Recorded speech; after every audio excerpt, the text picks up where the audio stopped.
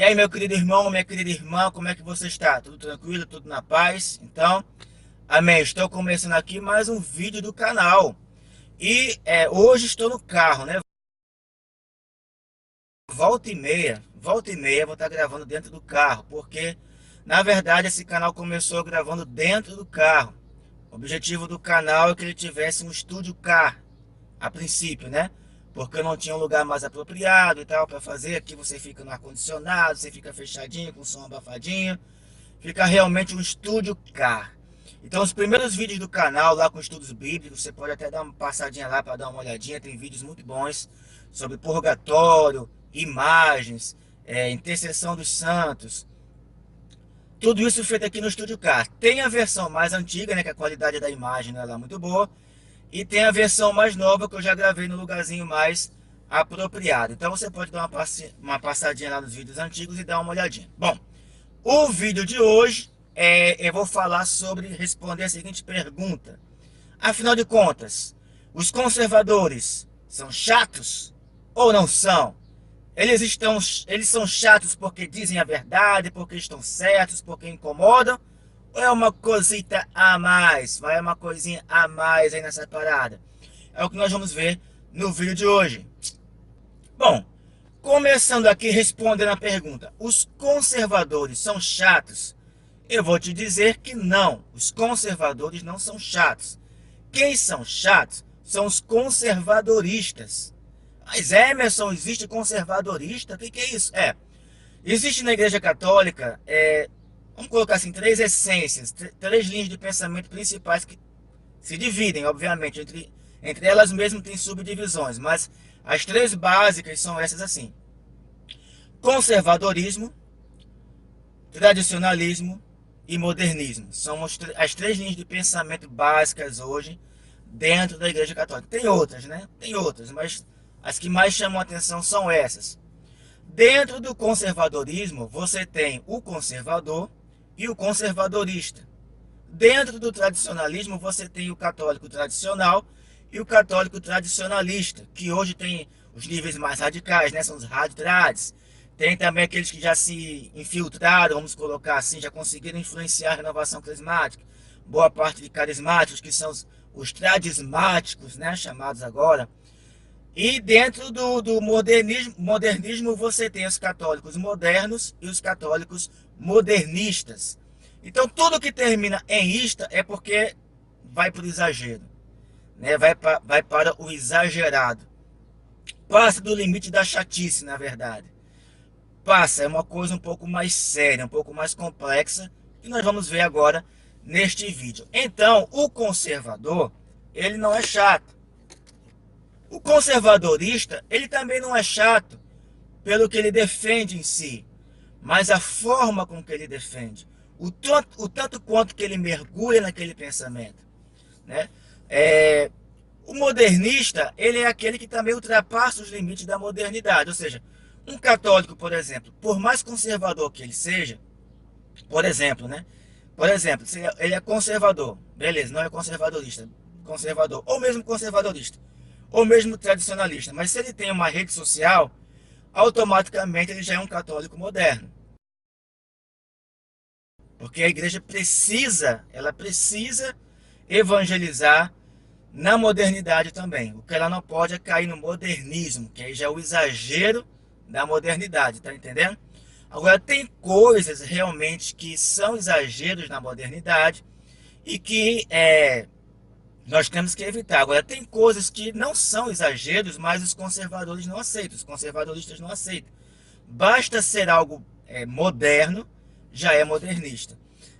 A modernidade é tão importante para a Igreja Católica saber evangelizar nos dias de hoje, com os meios de hoje, na linguagem de hoje, sem deixar a verdade, né, da nossa fé, que ela, dentre outras coisas, ela tem até um plano específico dentro da igreja para quem evangeliza dentro da modernidade, que é o prêmio de o evangelizador moderno, que aliás foi dado ao padre Marcelo Rossi pelo Papa Bento XVI. Só para citar, depois vamos falar um pouquinho mais sobre padre Marcelo Rossi, padre Fábio de Mello, padre Paulo Ricardo, Olavo de Carvalho, está nos meus planos fazer vídeos sobre essa galera aí. Não sei, pode ser que eu faça e pode ser que não. Vamos ver aí. Já tem muitos vídeos, né? Sobre eles. Depois eu vejo se eu vou fazer. Eu gosto de fazer vídeos assim mais diferentes de assuntos que as pessoas não costumam fazer. Continuando o assunto, então, o que acontece é que a Igreja Católica, ela é conservadora, ela é tradicional e ela é moderna. O que ela não é? Conservadorista, tradicionalista e modernista. Ela não é. E nem precisa ser. Aliás, nenhum católico precisa cair nos istas da vida. Basta um católico ele ser católico apostólico romano. Seja ele um conservador, um tradicional ou moderno. Mas basta ele estar ali e tentar caminhar junto com o Papa, porque onde está o bispo de Roma, lá está a Igreja de Cristo. Então, quando você começa a mergulhar no conservadorismo, cada vez de uma forma onde você se fecha no seu mundo, o que acontece? Você começa a achar que só a tua linha de pensamento está certa. Os grupos estão errados, as pastorais estão erradas, os movimentos estão errados, as conferências episcopais estão completamente erradas, equivocadas, até o ponto que você vai chegar e dizer o Papa está errado. E é aí que a coisa vai ficar complicada. Então, o que acontece é o seguinte: nós estamos vivendo, infelizmente, na Igreja Católica, na Santa Igreja Católica, na Mãe Igreja, brigas sem fim entre os filhos desta Mãe Santa. Está cada vez mais ficando mais grave, mais acentuado. E a tendência, se não melhorar, é piorar. E cada um pensando que a sua linha de pensamento é a correta. Todos os demais estão errados. Como eu falei, até o ponto de você começar a negar a autoridade do Papa, a legitimidade de um papado, né? Alguns vão dizer que os papas, desde o Concílio Vaticano II até hoje, nenhum deles está caminhando correto. Outros vão dizer que só desde João Paulo II para cá é que houve um desvio na igreja. Outros vão dizer que só o Papa Francisco é que está realmente lá deslanchando tudo de vez. Ou seja, cada um vai se definir. Ele vai definir quem é herege, quem não é, qual Papa é legítimo, qual não é. Todos com os seus argumentos, com os seus documentos. Alguns documentos nem fonte tem, são palavras que as pessoas colocam uma frase lá, Papa tal falou isso. Não colocam um documento, não colocam uma fonte, né? E quando você tem uma fonte, às vezes você distorce aquilo que está ali. Enfim, estão caminhando para um rumo muito complicado. Ou seja, a Igreja Católica, infelizmente, está fazendo jus ao título que ela recebeu por muitos protestantes, que é a Babilônia.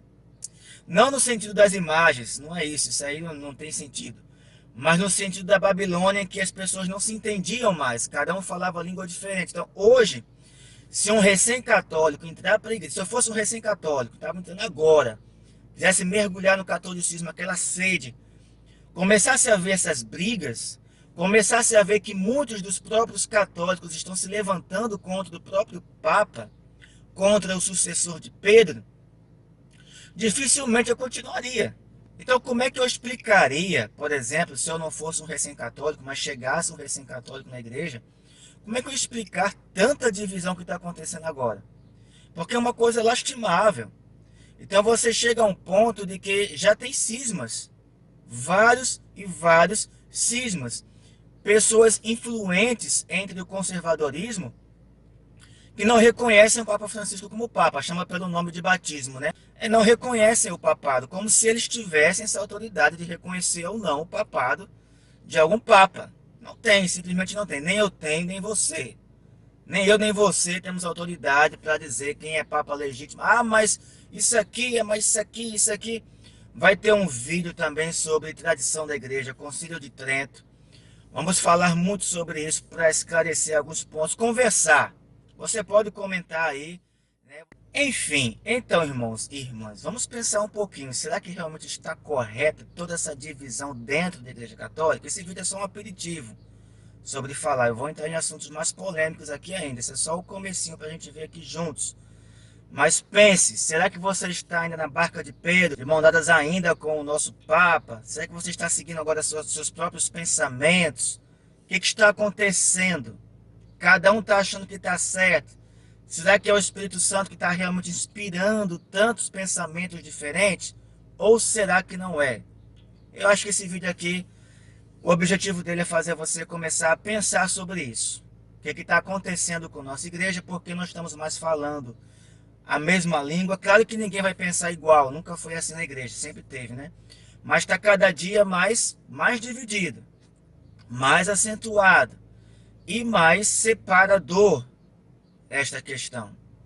Então, eu convido você a começarmos a pensar e conversarmos mais sobre isso, né? Porque quando você começa a conversar com conservadorista e tradicionalista, eles começam com aquele acolhimento, meu irmão, tudo bem, tudo bom, tranquilo.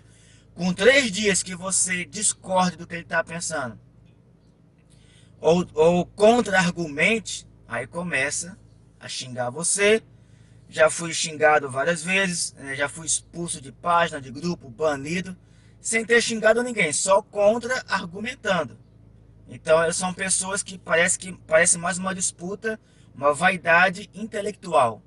Parece mais uma questão intelectual. Então, eles falam muito de piedade, de paciência e tal, mas eles não transmitem isso. Não transmitem. Pelo contrário, má educação, xingamento, ofensa pessoal, ou seja, na verdade, com pouco tempo eles começam a mostrar quem realmente são. Então, eles só gostam deles mesmos, dos que pensam iguais a eles. Se não for, pode ser até o Papa. Não presta, tá tudo errado, tá sem a graça do Espírito Santo. Para você ter uma ideia, há ramos aí que ensinam até que a igreja já está nas mãos, completamente nas mãos de Satanás, que o Papa é do demônio.